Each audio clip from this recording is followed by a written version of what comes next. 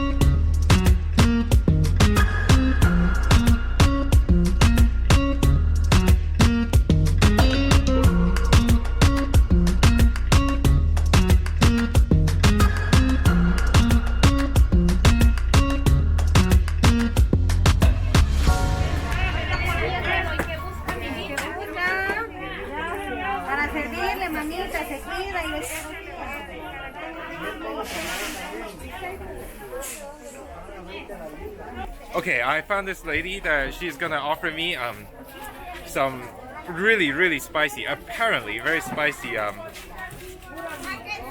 chili to eat. It's gonna be an adventure.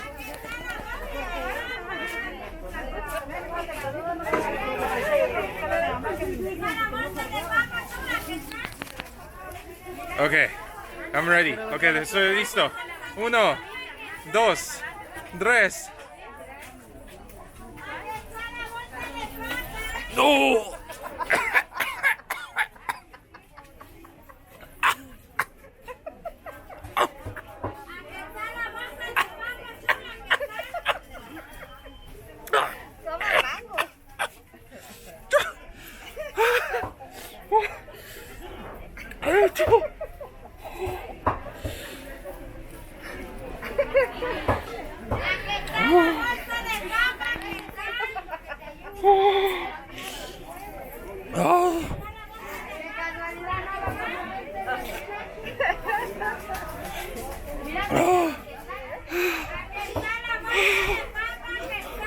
Oh, mis Dios.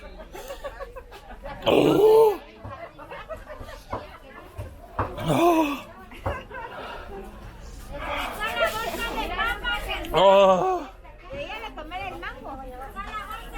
No puedo comer nada ahora. Por favor, mátame ahora. Es mejor. Okay, I got some of the juice that the neighboring jefe gave me for $1, 7 quetzales. But then the lady told me it is not the most expensive option. This is more, not the most spicy version. Sorry, my mouth is still, I can't feel my mouth from the previous small one. But apparently this one's even spicier. So what can I do other than trying this? Huh? At the expense of my sanity and the joy of everyone around me. I guess I have to try it, but you know, give me a few minutes to mentally prepare this, okay? This is gonna be tough. Eventually. Okay. Estoy listo, I'm ready. 1, 2. No, estoy listo. 1, 2, 3. No es oh, no es mucho como el like the first one, el otro. Sí, pero oh no, oh, it's coming.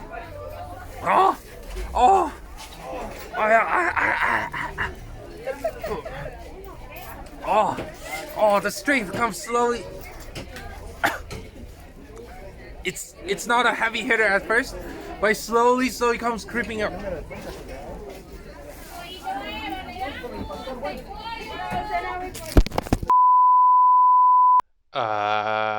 Let's just pretend that nothing ever happened. I totally did not cry in a fetal position at the corner of the market for the next half an hour. And let's move on to one of the biggest sites in Antigua, shall we? To the north side of the town is this little hill called Cerro de la Cruz, and the short but intense climb involved stairs, and more stairs. But at the top, I was rewarded with this gorgeous view. And oh, I made some friends per usual.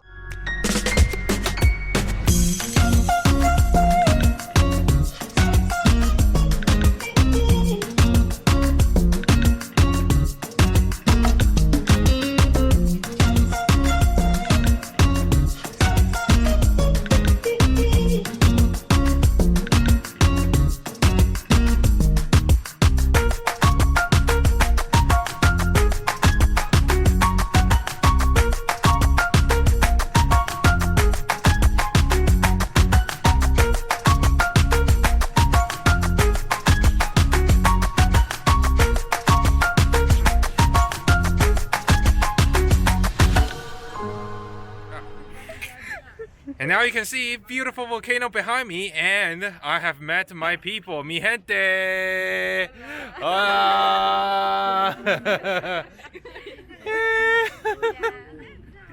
Yeah, that's my team. Don't mess with me, huh? Otherwise, these people are gonna come for you. Well, after coming back down from the mountain, I got myself a juicy, fruity, and refreshing granizada, which is basically the local shaved ice with extra sugar and fruit juice on top, and decided to settle down for the day. But as for dinner, one good thing about being in a touristy town is that I could take a break from all of the tortillas and beans, and actually have something with rice to satisfy my Chinese stomach for once. And surprisingly, some of the vegetarian Indian food here is very cheap, but very delicious. As for the next day... Right behind me is Arco de Santa Catalina. Look at it, it's absolutely gorgeous. And normally you can see the volcano right behind it. Yeah. And this was constructed in late 17th century when the nuns of the nearby convent here had to walk towards their theological school on the other side. So in order to avoid having their clothes dirty by walking across the muddy streets, they constructed this arch. So they can go back and forth without touching the streets. And the clock tower was added later in the 1830s. However, when the Spanish chose the regional capital here in Antigua, they did not choose very wisely, because this area is very prone to all kinds of seismic activities, as evidenced by the dozens of volcanoes erupting occasionally. So what you're looking at right now is the only structure from the colonial times that has survived the dozens of earthquakes since the establishment of this city. This is because the architect himself have experienced quite a few earthquakes while he was staying here in Antigua, and he realized that in order for his work to persist through the ages, he had to make some changes to the classical Spanish building techniques. So what he came up are these smaller, shorter, and stubbier columns used in a very special building technique called seismic baroque in order to make sure the church has its center of gravity as low as possible. And as you can see, being the only surviving old structure that is still functional today, his plan worked out perfectly. And thanks to his genius solution, he also managed to preserve the impressive fountain in the middle of the courtyard. This is the largest fountain that used to exist in Central America. And you can see this is absolutely gigantic. I'm currently walking on one of the bridges that gives me access to the fountain. 4 bridges connects to the center island, and this fountain is held up by 8 winged mermaids. You can see they have fishy tail. Yeah, and then on top of it is a vegetable-based altar, and the water flows from there originally. And there were also 4 evangelists sitting at the corner of each. But unfortunately, they were destroyed in the years. There were many earthquakes. And even after the 1776, the big one, another one came in 1976 and leveled most of the city yet again. Yet this church stood still.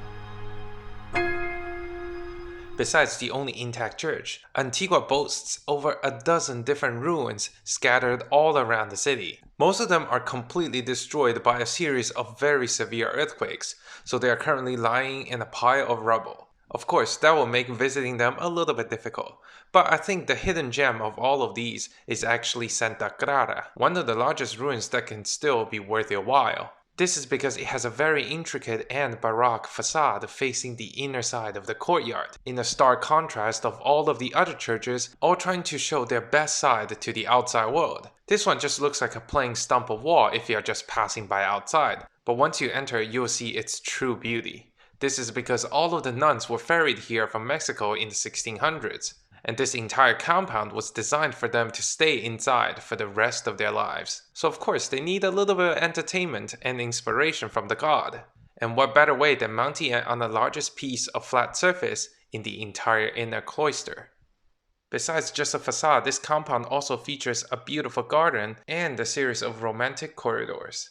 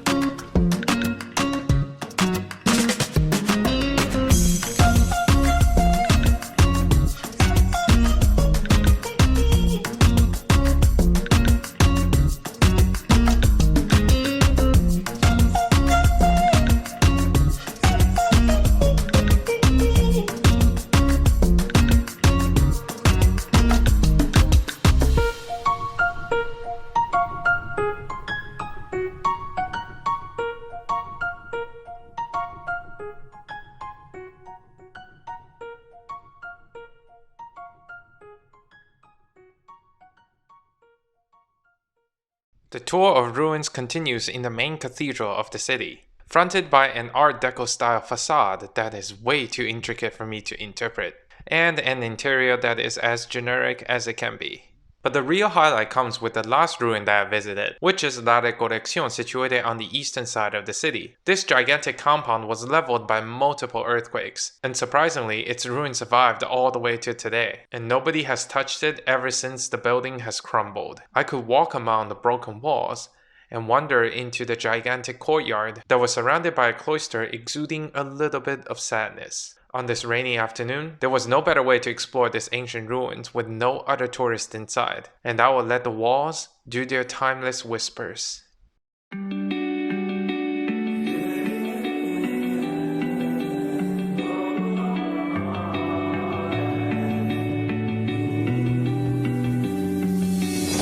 Tonight is a nice atmosphere, new fresh air.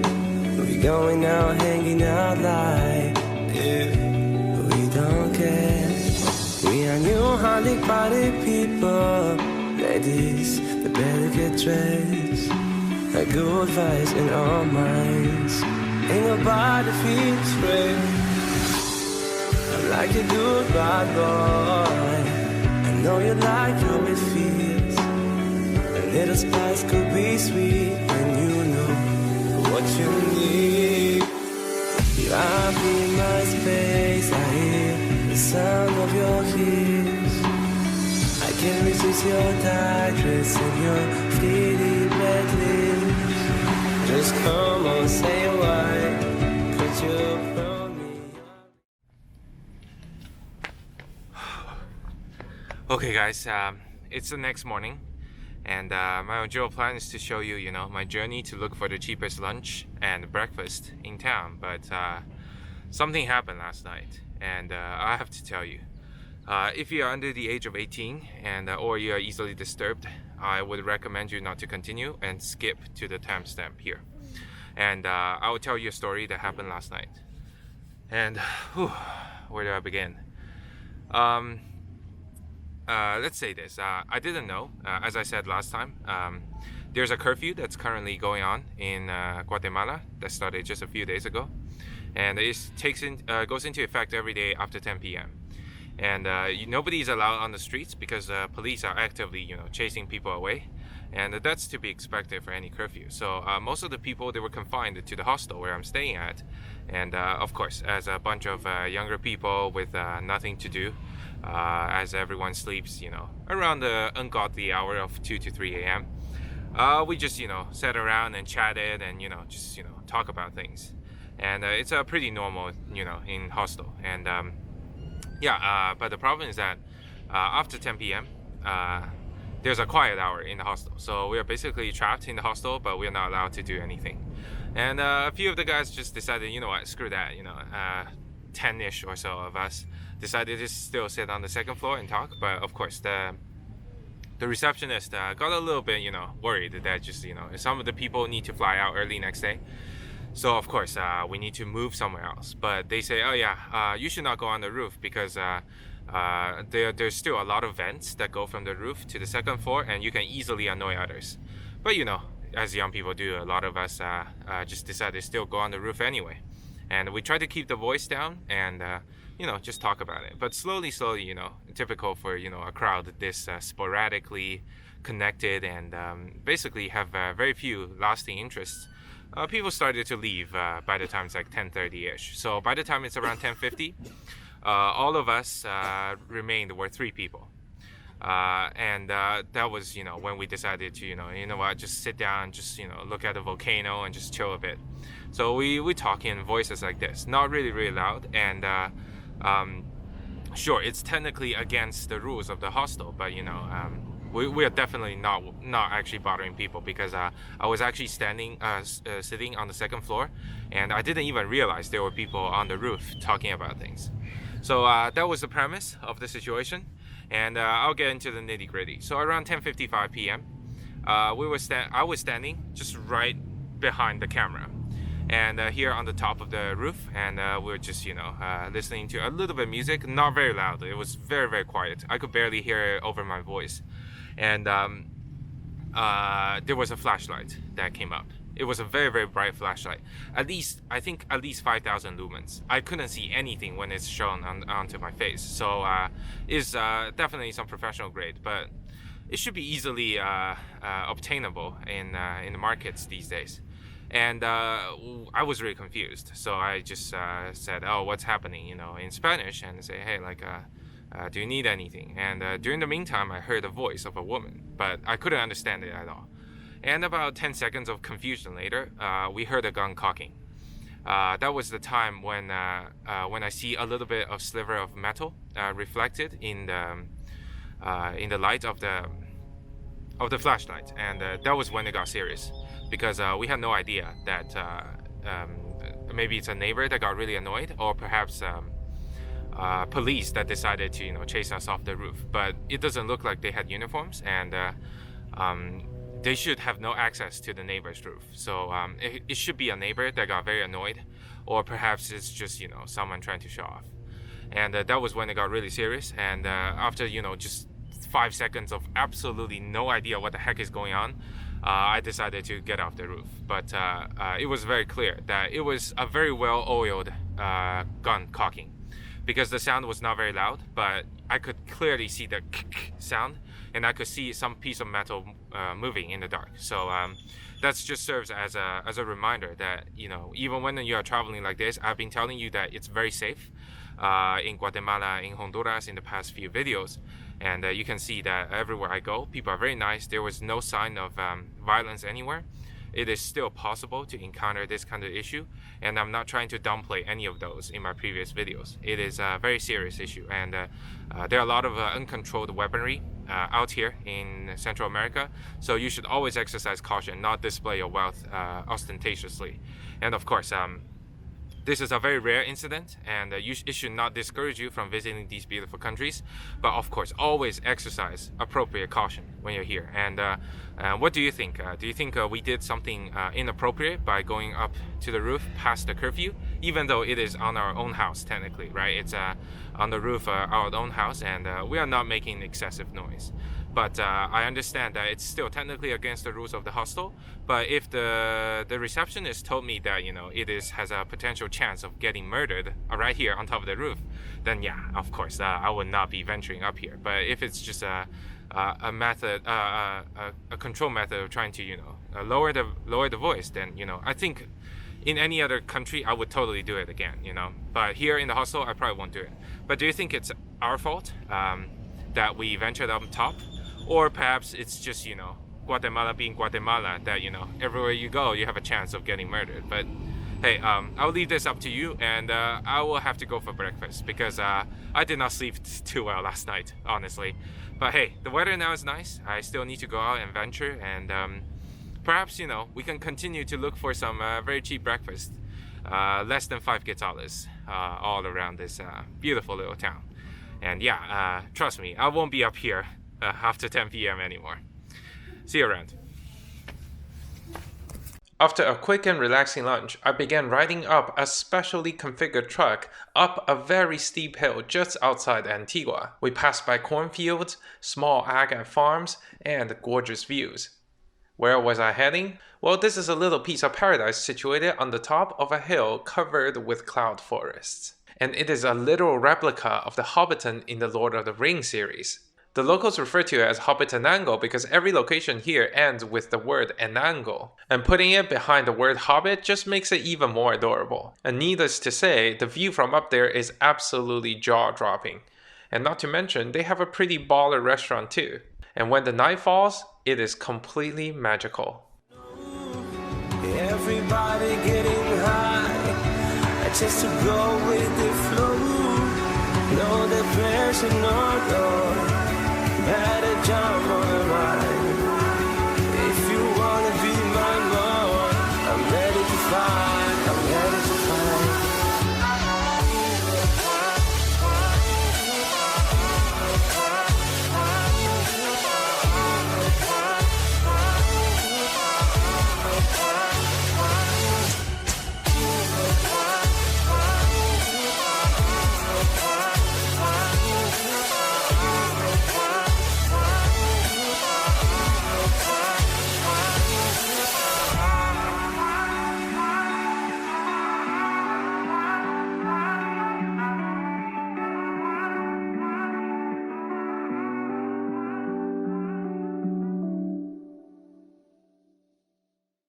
And that's it for my adventure here in Antigua. In the next part, I will begin the gruesome climb to the top of Volcan Hobbitenango. This is the volcano that you saw that is constantly erupting on the horizons. So in the next part, you'll see me petting a cute puppy, enjoying a lunch with a horse, and oh yeah, watching the volcano explode in extreme close proximity.